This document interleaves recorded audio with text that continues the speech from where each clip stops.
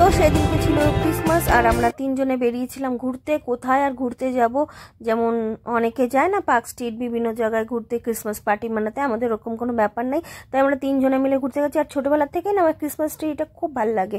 ক্রিসমাসে মানে কেকের থেকেও বেশি ক্রিসমাস ট্রি ভালো লাগে, তাই যেখানেই দেখি এখনও সেই জিনিসটা ভিতর থেকে যায়নি, তো যেখানেই ক্রিসমাস ট্রি দেখছি ভিডিও করছি, ফটো তুলছি, তো বেশ ভালো লাগে। তোমাদের কাদের কাদের আমার মতো ক্রিসমাস ট্রি দেখলে খুব মানে একটা বিশাল ফ্যান্টাসি ব্যাপার মনে হয়।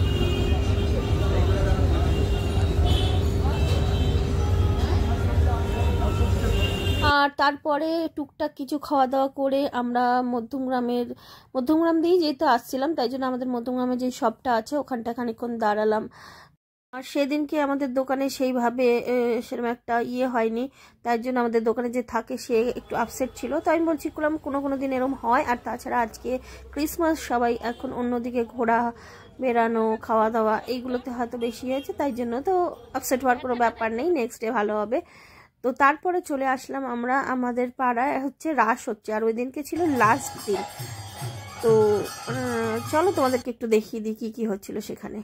এখানে এসে বেশি করে রিয়ালাইজ হচ্ছিল যে মানুষের কাছে যেটা থাকে সেটা বেশিরভাগ সময় মূল্যহীন হয়ে যায়, দূরের জিনিসটা বেশি ভালো লাগে। তাই তো আমরা এরকম ধর্মীয় অনুষ্ঠানে না এসে ক্রিসমাস মানাতে আমরা বাইরে যাই। যে কোনো পুজোতে আমরা কয়জনই বা মন্দিরে যাই হাতে গুনে মনে হয় বলে দেওয়া যায়, কিন্তু ক্রিসমাস মানাতে পুরো মানে জনসমুদ্র হয়ে গেছে রাস্তাঘাট।